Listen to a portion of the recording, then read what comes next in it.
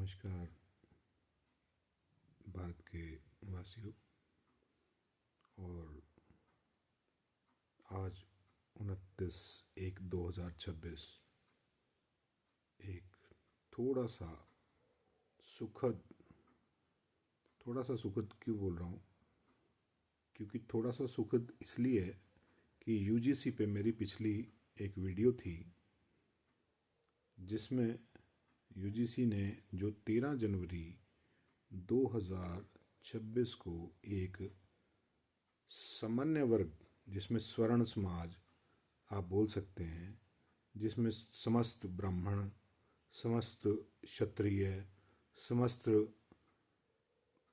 बनिया और हमारे जैसे जर्नल लोग, जिसमें मैंने व्याख्या की थी कि जर्नल में जितनी भी आपने कैटेगरियाँ रखी हुई हैं उन सब में बहुत सारे उदाहरण हैं, जिसमें अरोड़ा, चोपड़ा, सुनेजा, जनेजा, ठीक है जी, ये सारे लोगों के लिए एक बहुत ही काला कानून यूजीसी के 13 जनवरी 2026 के माध्यम से जो उस दिन इन्होंने पास किया, सामान्य वर्ग के लिए, सामान्य वर्ग के बच्चों के लिए एक तुगलकी फरमान जैसा था, जिसमें बच्चों का, सामान्य वर्ग के बच्चों का सिर्फ और सिर्फ शोषण दिख रहा था। हम कोई भी बच्चे जो दूसरे समाज से हैं, एससी, एसटी, ओबीसी, उनका विरोध नहीं करते, वो भी हमारे बच्चों जैसे हैं, परंतु हमारे बच्चे भी हमारे लिए प्रिय हैं, वो भी प्रिय हैं, ये भी प्रिय हैं। और वही बच्चे उसी कैंपस में, उसी कॉलेज में बड़े अच्छे माहौल से, बड़े अच्छे तरीके से रहते हैं, परंतु उनके बीच में एक मतभेद डालने की ये एक बहुत बड़ी साजिश 13 जनवरी 2026 यूजीसी के माध्यम से की गई, जिस पे मैं और हमारे जैसे लाखों करोड़ों लोगों ने इसका विरोध किया। और उसके विरोध को देखते हुए कुछ हमारे जैसे लोगों ने इसके खिलाफ पिटीशन डाली, और उसका नतीजा आज 29 जनवरी 2026। देखो, आप लोगों की ताकत ये है कि आप चाहो तो सोए हुए कुंभकर्ण को जगा सकते हो। आपने उस सोए हुए कुंभकर्ण को जगाया है। शायद मुझे ऐसा लगता है कि कुंभकर्ण को ये नींद से तो जगा दिया है,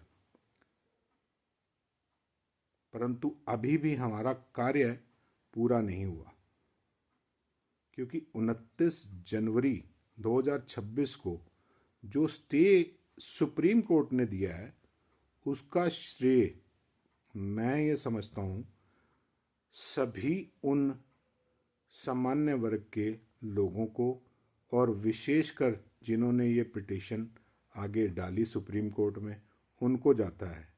और बहुत बड़ा धन्यवाद उनका है जिन लोगों ने ये सरकार के जो भी लोग हैं, चाहे वो केंद्र के हैं, क्योंकि केंद्र की सरकार है, केंद्र के सरकार में बैठे लोगों का है, जिन लोगों ने इस यूजीसी कानून का विरोध जताया।